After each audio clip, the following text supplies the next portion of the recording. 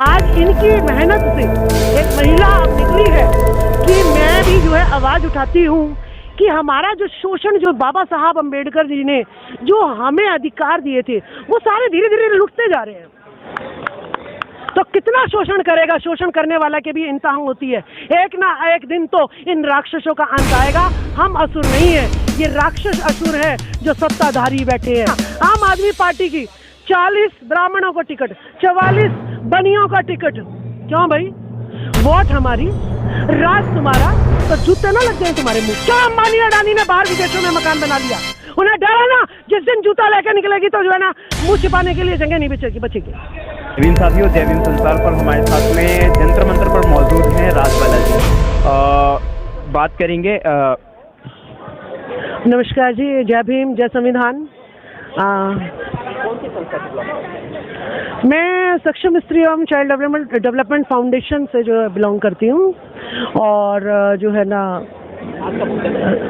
आज का मुद्दा जो है बड़े नेताओं ने हमें दिया है कि भाई सरकारी कर्मचारियों को पक्का करेंगे, लेकिन पक्का तो क्या, ये सरकारी तंत्र को ही खत्म करना जा रहे हैं। तो हाँ, मतलब ये तो जो है यूज एंड थ्रो, काम लो और बाहर फेंक दो, वो वाला जो है इनके साथ इन्होंने सरकारों ने रवैया अब अपना लिया है।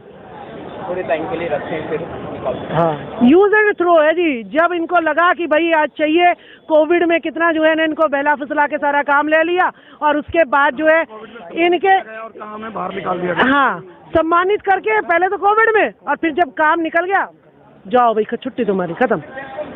तो ये तो बहुत ज़्यादा जो है शोषण जो है अब हमारी चतुर्थ श्रेणी 4th क्लास का जो है आज भी जानवरों से बदतर हाल है। यहाँ चीता जो है उसको जो है बहुत ही टीवी में दिखाकर, और उसका आज भूखा रहा, आज खाना नहीं खाया, ये करा है। लेकिन यहाँ हालत इंसानों की जो है, आज आप स्लम एरिया में जाइएगा या आप स्कूलों में जाइएगा सरकारी, या सरकारी बेड पे ही देख लीजिएगा, हॉस्पिटलों में एक बेड पे 3-3। तो इंसान तो यहाँ पे जानवर से भी नीचे गिरा गुजरा है। आज जो हमारी पूजा उज्जैनवाल जी हैं, ये काफ़ी दिन से जो है प्रयासरत थी।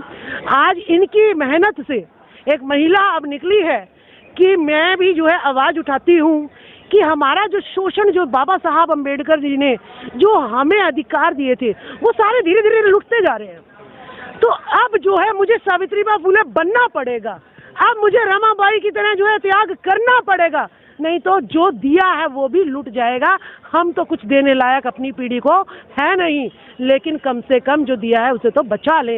इसीलिए जो है पूजा उज्जैनवाल जी के कहने पर, मैं खुद एक सरकारी कर्मचारी रही हूँ, मुझे पता है कि अगर सच्चाई की बात करते हैं तो ट्रांसफ़र, सस्पेंड और बड़े बड़े जो हैं आपको ACR आपकी ख़राब कर दी जाती है। बहुत तरीके के टॉर्चर जो है आपको स्टाफ के सामने जो है बेइज्जत किया जाता है। तो ये सारी पीड़ाएं हमने सहन कर रखी है, और जो है हम चाहते हैं कि ये जो ठेकेदारी प्रथा है MP, MLA और पार्षद में कर दे। 6-6 महीने की, 6-6 महीने पार्षद कोई काम ना करे उसको निकाल दो, और जो है दूसरा पार्षद जनता चुन ले। फिर पार्षद मिलके देखे कि MLA कोई ढंग का काम कर रहा है या नहीं कर रहा। नहीं कर रहा तो पार्षद ही उस MLA को हटा दे और पार्षद ही अपने आप नया MLA जो है चुन ले, ताकि जो चुनाव कराने में जो खर्चा होता है, सरकारी तंत्र, शिक्षा सब खत्म हो जाती है।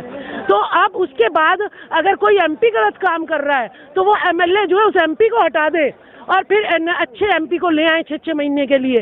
तो जब MP, MLA और पार्षद सुधर जाएंगे तो नीचे वालों की तो कोई हिम्मत ही नहीं है। तो सुधार ऊपर लेवल पे चाहिए। मोदी जी ने एक बार कहा था कि घर के अंदर हो जाओ। पूरे कोरोना में ये 2 साल में रेहड़ी वाला सब्जी पे सब्जी नहीं बेच सकता था, उसके बच्चे भूखे रहे, लेकिन ये जनता सड़कों पे बाहर नहीं निकली। तो सुधारना किसको है? सुधारना तो MP, MLA और जो है पार्षदों को सुधारना है।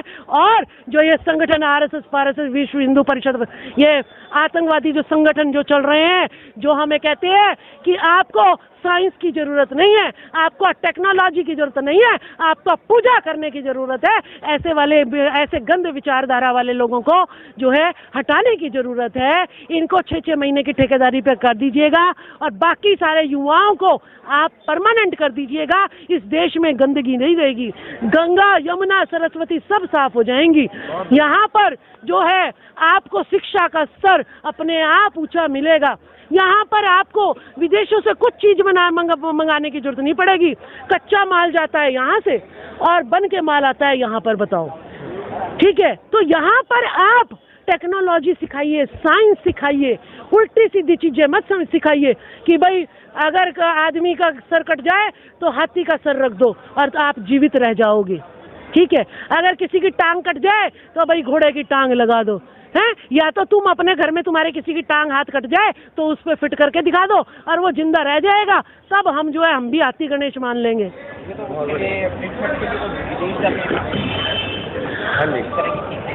देखिए मैं क्या कह रही हूँ, टीवी पर तो ये बड़ी बड़ी बातें करते हैं ना, टीवी पे ये तो नहीं दिखाते ना कि भैया आज आडवाणी के हार्ट अटैक आ गया, वो देखो उस विदेश में गया हुआ है। और हमारी जनता तो इसे सवाल करने की आदत ही नहीं है। ये बोली बाली जनता इतनी है, इसे लूटने तो इनके पूर्वजों ने सिखाया नहीं है। इनके पूर्वजों ने तो ये सिखाया है कि मानव से प्यार करना सीखो। अब इनको प्यार करने में इनको लुटेरा आके लूट भी ले जाता है ना, तब भी ये तो सोचते हैं मेरा भगवान आ गया। अरे जूते मारो ना ऐसे भगवान का जो तुम्हें लूट के ले गया।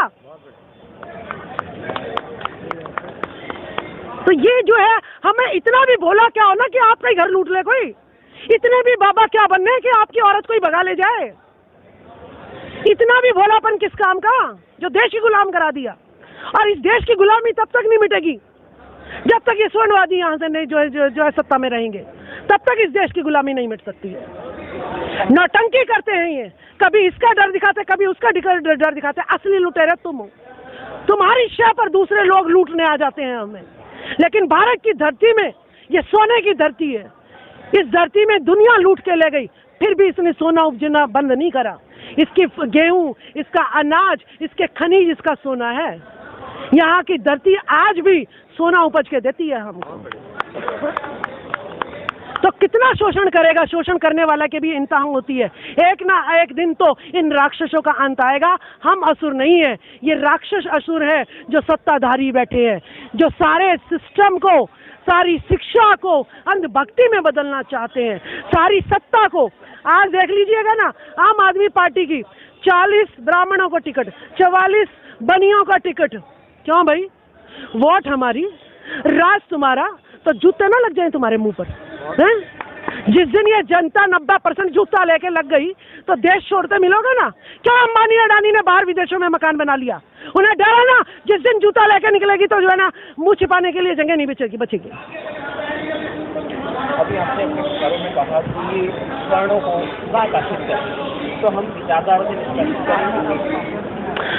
देखिए, चंड अशोक भी बनना पड़ेगा। अगर गौतम बुद्ध बने हो ना तो चंड अशोक भी बनना पड़ेगा। कहते हैं ना, ढीठ आदमी इतनी जल्दी नहीं मानता। जिसके डीएनए में ही धूर्तता हो, जब आपने जो है बीज ही उसका लगा दिया कीकर का, तो आप आम उगा लोगे उसमें से क्या?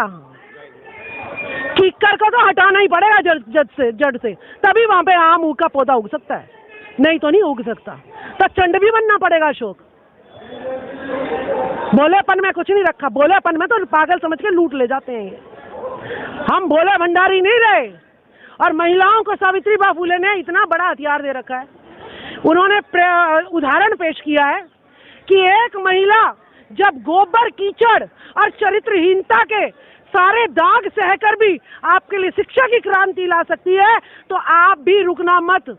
आप भी जो है सारी महिलाएं सड़कों पे आओ और अपनी बच्चियों की इज्जत, शिक्षा, रोजगार सबको बचाओ। एक पैदा करना ही माँ का कर्तव्य नहीं होता है, अपने बच्चे की अच्छी शिक्षा, उसका रोजगार और उसके जो है इज्जत की, आबरू की रक्षा करना, ये भी एक माँ का ही कर्तव्य होता है। इसीलिए हम अपनी सरकारी नौकरियां छोड़कर भी हम सड़कों पर खड़े हैं, उतरे हैं, चाहे संख्या हमारी कम हो या ज़्यादा हो। जब एक सावित्रीबाई फुले अपनी इतनी बड़ी क्रांति ला सकती है, तो हम तो बहुत सारी गिनती में हैं। और अब तो वो समय भी नहीं रहा। अब तो मीडिया, आप जैसे भाई बंधु हमारे साथ में है, सोशल मीडिया हमारा हथियार है और हमारे ही लोग हैं 90%। धीरे धीरे ये आंधी जा रही है, घर घर में आवाज़ जा रही है, और एक दिन जूता लेके हम इनको आएंगे, 10 आदमियों को 90 लोग जूता मारेंगे, तो भागने की भी जगह भी नहीं मिलेगी, चाहे कितने भी विदेशों में महल बना लियो। ठीक। राजबाला जी को सुना आपने जय भीम संसार पे। दोबारा मिलेंगे। जय भीम।